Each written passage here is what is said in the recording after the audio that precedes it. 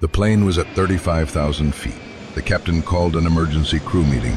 "This aircraft will crash in 5 minutes," he said. Terrorists had taken control. Nobody noticed, but the woman in seat 14C quietly stood up. Delta Airlines Flight 447 was a routine flight from New York to Los Angeles. 187 passengers had boarded for a normal Tuesday morning journey.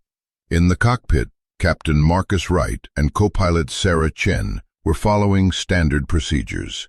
The woman sitting in seat 14C looked as ordinary as the rest. Elena Vasquez, 38 years old, wearing a gray business suit with a laptop bag beside her. Her passport read, "Marketing Manager." Nobody knew her real profession. 2 hours after takeoff, the first detail that caught Elena's attention was the man in seat 3A repeatedly moving his hand to his jacket's inner pocket.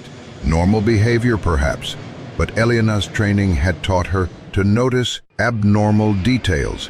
The second warning sign was the number of passengers visiting the restroom. Within 20 minutes, the same 4 people had taken turns going to the same lavatory cabin. It wasn't coincidence. Elena quietly pulled out her phone and sent a special code. At Langley headquarters in Washington, a warning screen began flashing. A red message appeared, reading, "Agent Nightingale, active." The third and final warning was the change in behavior of the young flight attendants working in the cabin. The attendant, named Sarah, looked more tense than usual and kept glancing toward the cockpit door. Elena's suspicions were correct. There were 6 terrorists on Flight 447. 4, disguised as passengers, had completed the first phase of their plan. They had managed to smuggle the necessary tools aboard, piece by piece, to attack the cockpit door. 2 flight attendants inside were working with them. At 2:42 p.m., the operation began. The man in seat 3A stood up and pulled a plastic knife from his pocket. The other 3 moved simultaneously. Panic erupted among the passengers. "Nobody move," shouted the group leader. "We have taken control of this aircraft."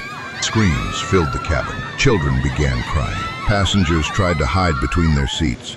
Elena remained motionless. 15 years of CIA experience had taught her when to act. This wasn't the time yet. The terrorists were forcing the cockpit door. When Captain Wright inside realized the situation, he sent an emergency code. "Mayday, Mayday, Flight 447 hijacked." Sarah, the flight attendant working with them, used the access codes to open the cockpit door. When the door opened, 2 terrorists entered and seized the pilot seats. "We're changing course," said the leader. "We're heading to Washington, D.C.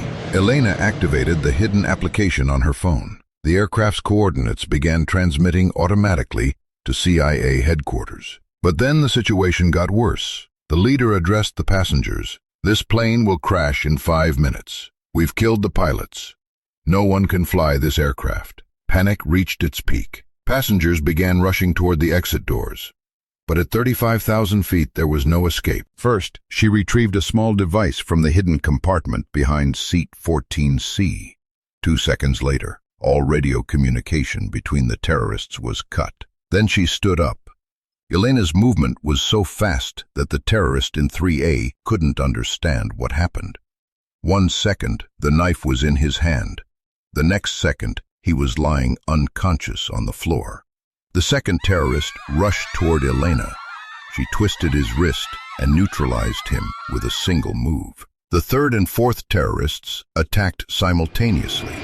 The passengers in the cabin watched in amazement as this ordinary-looking woman used professional fighting techniques. 30 seconds later, all 4 terrorists lay motionless on the ground. Elena ran toward the cockpit door. Inside, 2 terrorists had taken the pilots hostage. Captain Wright was injured, but alive. Elena knew the door's access code, the CIA-trained agents who had access to all airline emergency codes. When she opened the door, the 2 terrorists in the cockpit pointed their weapons at her. "Stop! Don't take another step!" one of them shouted. Elena raised her hands. "Stay calm. I just want to help." but as she raised her hands, she pressed the hidden button on her bracelet. 0.2 seconds later, both men in the cockpit fell unconscious to the floor. The sonic dart system was one of Elena's favorite tools. Captain Wright looked at Elena with astonished eyes. Who are you? That's not what matters right now, Elena replied. Can you fly the plane? Yes, but I'm injured. I need help. Elena had received pilot training. CIA agents had to be prepared for every kind of emergency. Together, they regained control of the aircraft. Elena contacted the control tower on the radio. Ground control, this is Delta 447. Hijacking situation resolved. Requesting emergency landing clearance. Delta 447, are you saying the hijacking is over? How is that possible? Long story, Control. We have injured passengers and crew. Need immediate medical assistance upon landing. The plane made an emergency landing at Denver Airport. FBI, SWAT teams, and paramedics were waiting on the runway. As Elena exited the aircraft, nobody knew who she was. The media statement mentioned that a brave passenger had stopped the terrorists. Her true identity remained classified. 3 days later, Elena was in a private meeting with the CIA director in Washington. Excellent work, Nightingale, said the director, but we have a problem. What is it? The media is investigating this story. Nobody believes that a normal passenger could single-handedly stop 6 trained terrorists. Elena smiled. Then don't tell them the truth. Sometimes the best hiding place is in plain sight. Your next assignment is ready, said the director, extending the file on his desk. Elena took the file.